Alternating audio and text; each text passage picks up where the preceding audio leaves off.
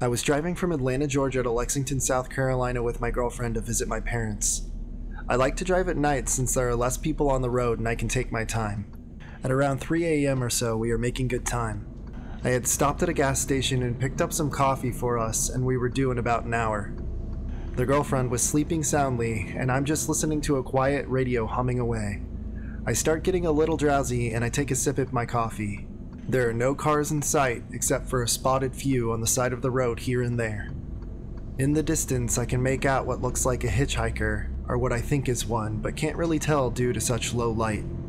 As I get closer though, I start to notice other things, like how the person is kinda thin and tall and completely, for the most part, apparently brown. I'm right up to this thing now, and at about 20 feet it turns around and locks eyes with me as I pass by. This was no person, and it was the most terrifying thing I've ever seen in my life. It was a deer, or I tell myself it was. I've seen deer stand on their hind legs to fight, but they still have deer posture when they do. Not only that, but I was watching this thing walk for about 30 seconds from first seeing it in the distance to passing it. The posture it had was human, standard biped stance, arms back, chin down. But the worst part was the eyes, or lack thereof.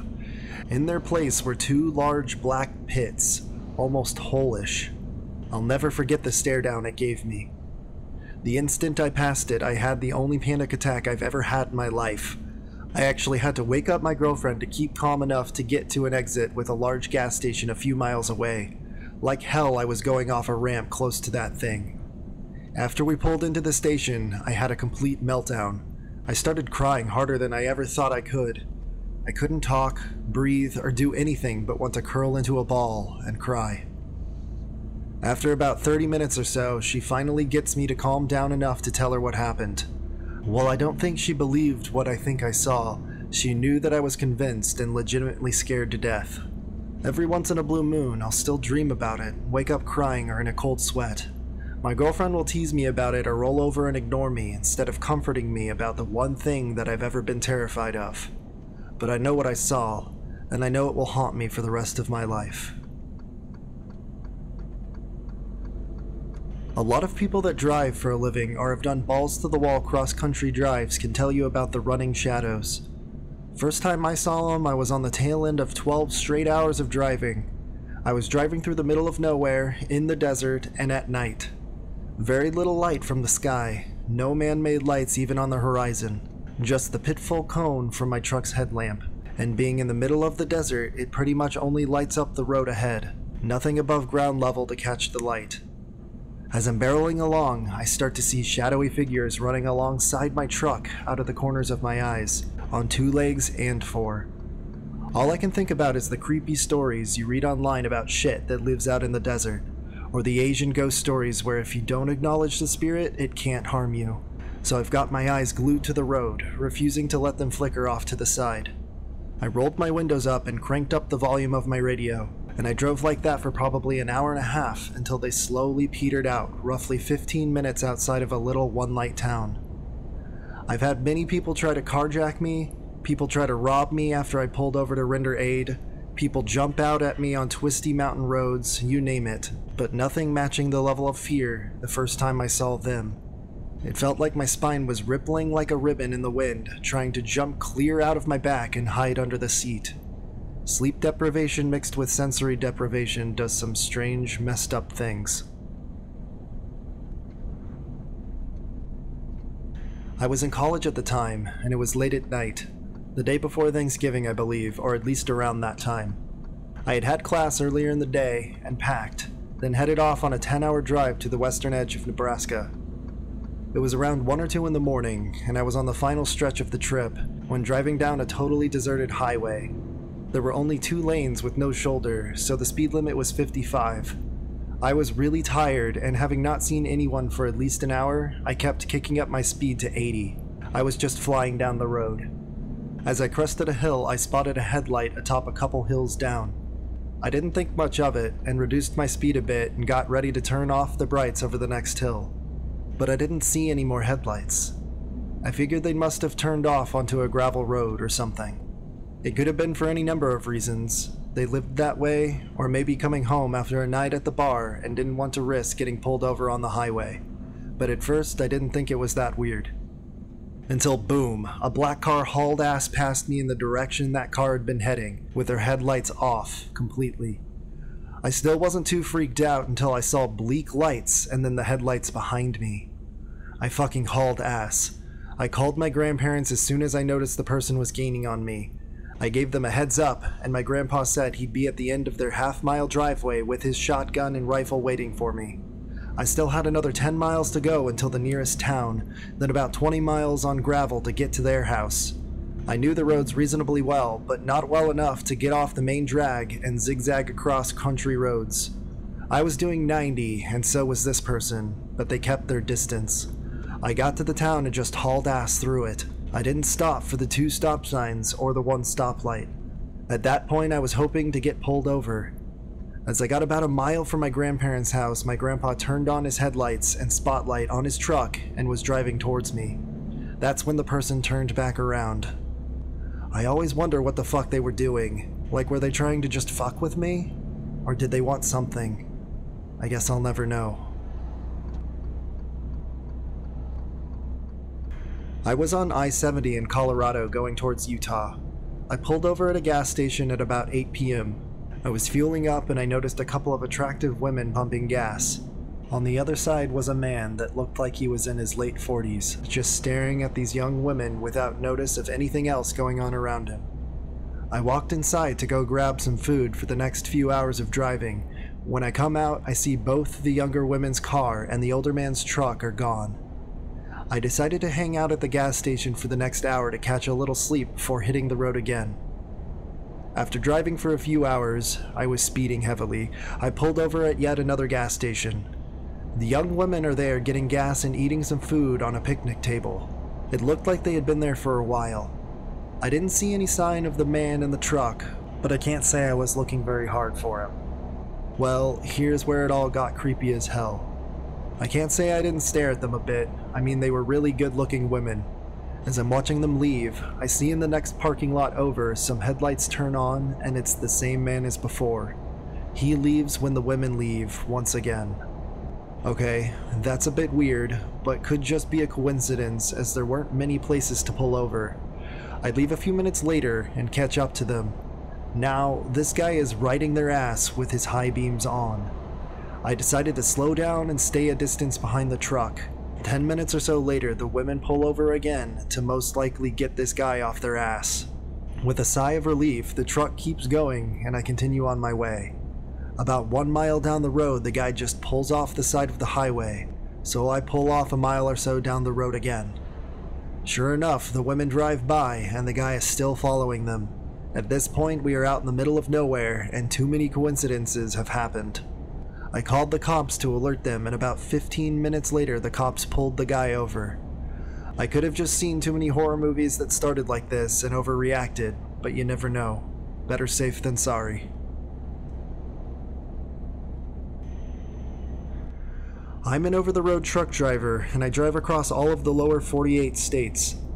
I see some unusual things from time to time, but nothing compares to what I encountered in Palestine, Arkansas in mid-June of 2011.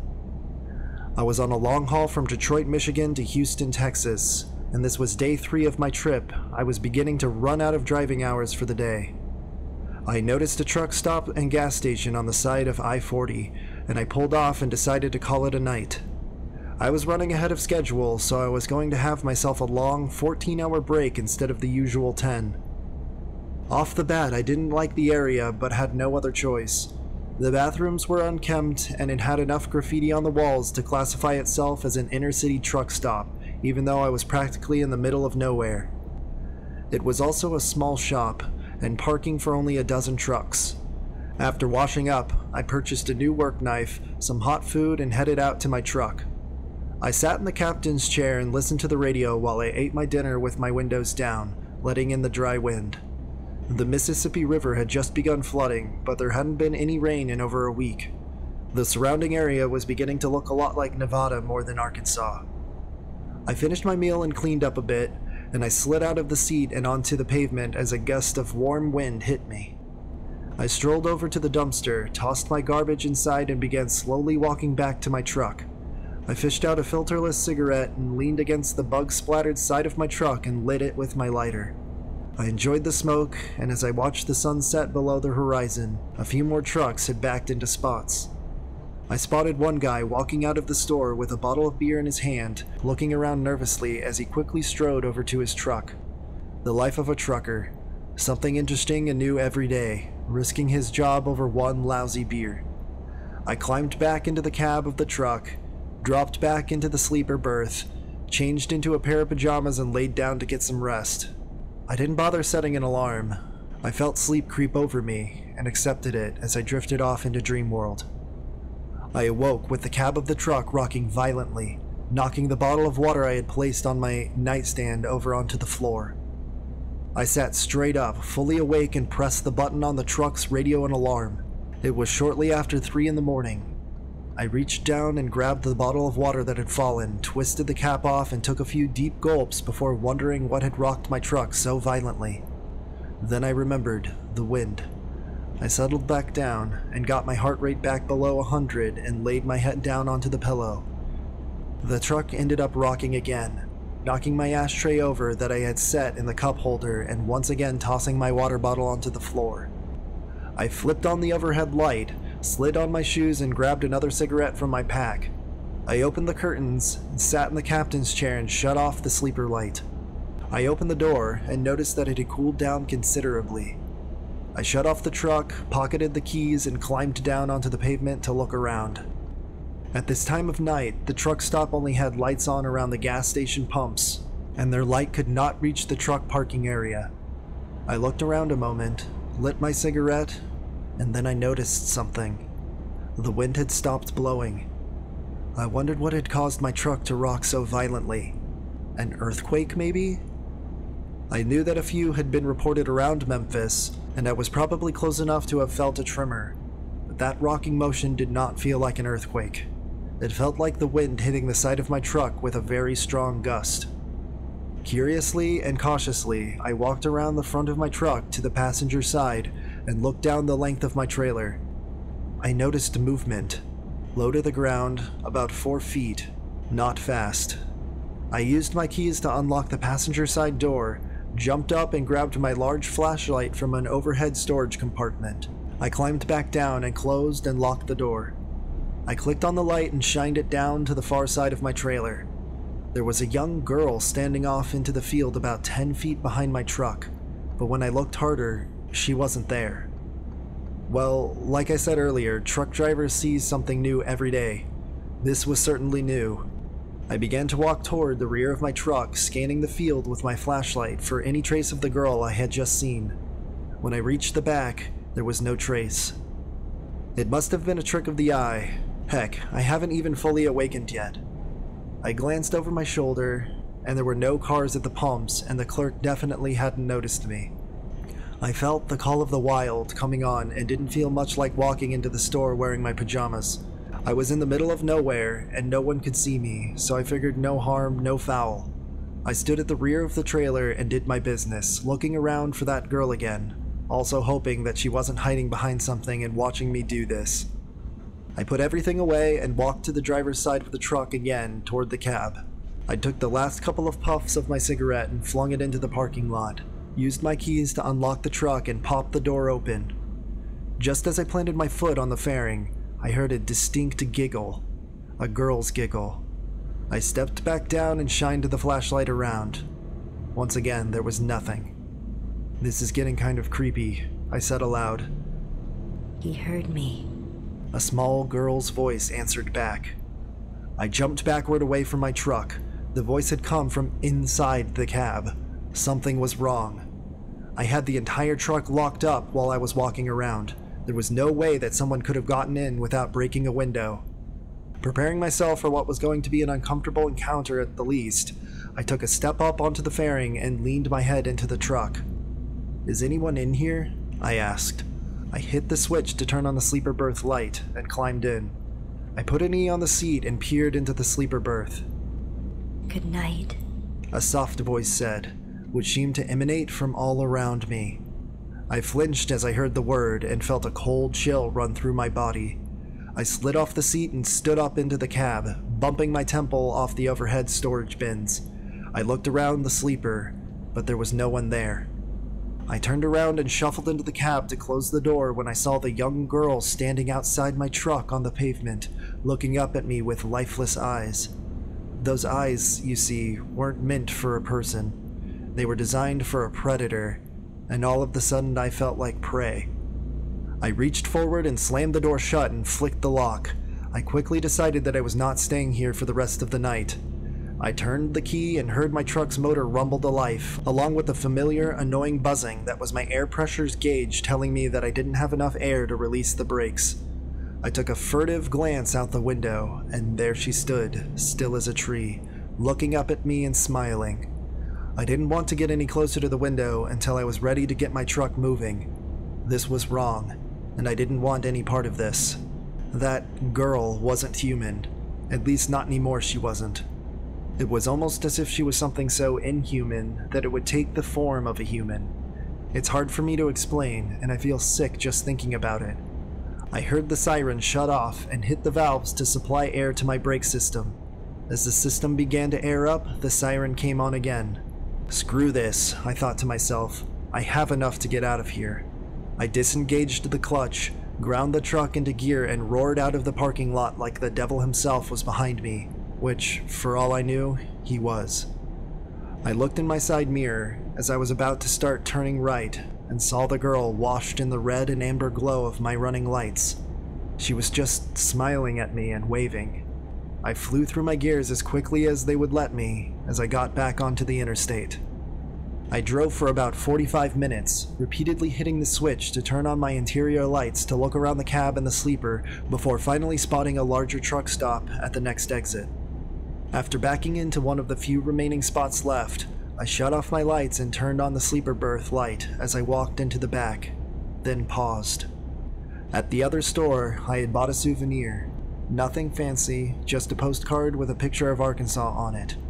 I also had bought a new knife. I had never even taken the knife out of the box and remembered putting the postcard into the drawer for safekeeping. The point of the blade had been driven directly into the spot on I-40 where I had originally stopped for the night.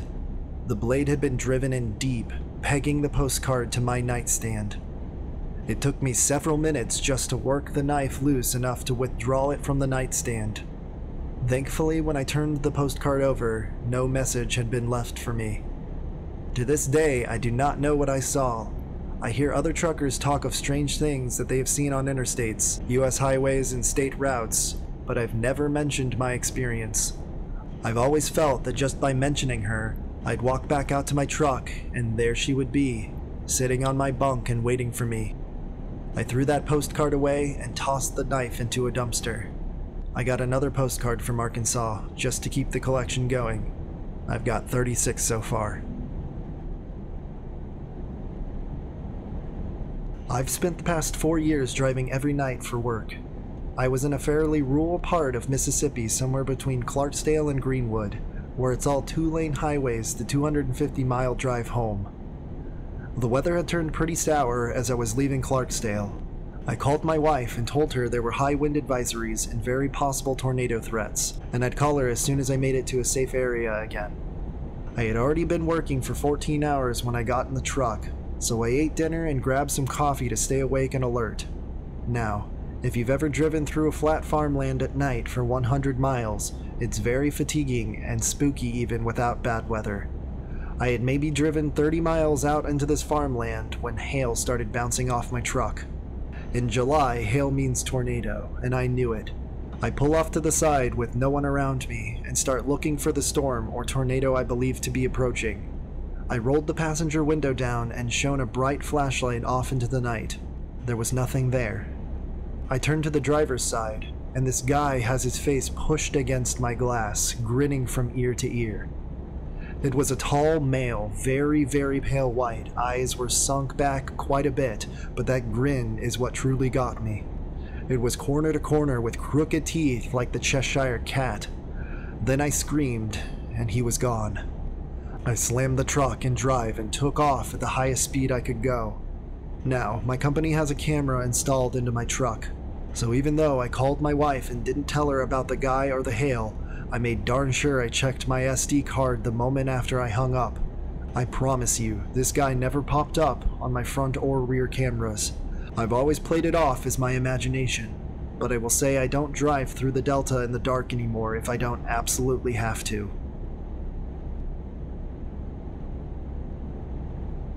I was driving a flatbed and picked up a load of construction material. I strapped everything down, put a tarp over the load, and left. About 5 miles down the road, in the middle of nowhere, I noticed my tarp flapping in the wind. I found a wide shoulder and pulled over to fix it. I realized that I had done a bad job tarping this load the first time and decided to redo it on the side of the road. I undo all the bungee straps, drag the tarps off, roll them back up, climb up onto the load, and start unrolling the tarps again. That's when I see a guy walking down the same side of the road that I'm on, coming towards my truck. I don't think anything about it other than to keep an eye on him, because I'm in the middle of nowhere, and I continue what I'm doing. About the time I have the tarp set in place and I'm climbing down to start hooking the bungee straps back on, this dude is getting close enough that I'm now paying more attention to him than I am tarping my load. I grab my winch bar and set it on the trailer where I'm working just in case. The guy gets to me, and the first thing I notice is his hair. It's like a mullet, but it's patchy, like he tried to cut his own hair and he had a seizure in the process. The next thing I notice were his eyes, which I can only describe as off. Like they were clear and he had seemed sober, but they also gave me the distinct impression that the elevator didn't go all the way up. His clothes were dirty and not well maintained, with dirty white tennis shoes. I remembered he didn't have laces on one shoe, and the tongue was noticeably out of place. He stops by me and waits until I acknowledge him. His words made me shiver. He just says, "I've got a long walk." I'm like, "Yeah man, you do, we're in the middle of nowhere," making it clear there's no ride to be had here. He nods, starts walking by me, continuing on his way. Then he stops at about the driver door of my truck and turns around, comes back to me and repeats himself, "I've got a long walk." At this point, I explained explicitly that I can't give him a ride, insurance and all of that. I apologize for not being able to help him out, and he seems to accept this, turns around and leaves.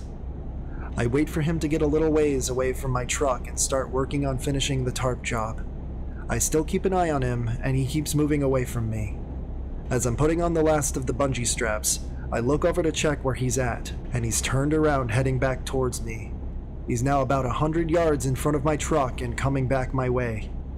It looks like he's talking on a cell phone. He has his hand up to his face, and I can barely make out his mouth moving.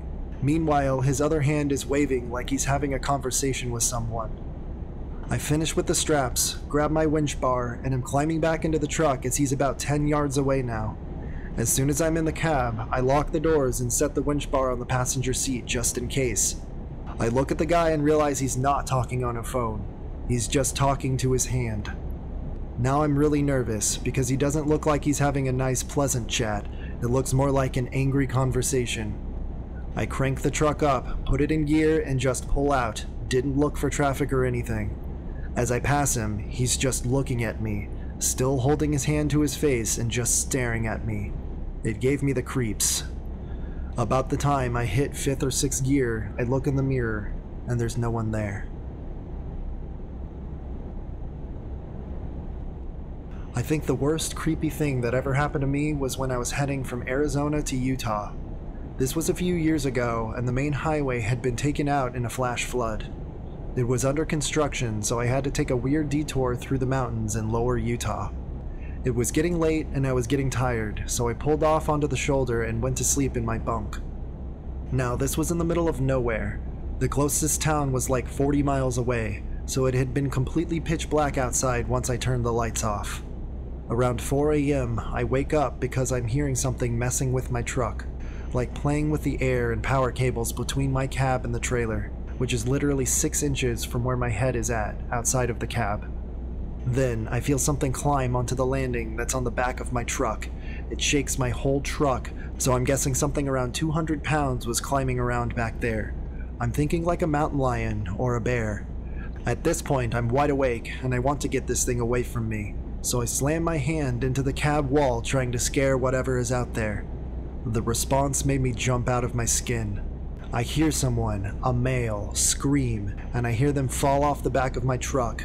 I then hear about 15 other people all around my truck yelling. I climb up front, turn on my lights, and illuminate a squad of Army reserves doing their midnight march and capture drills.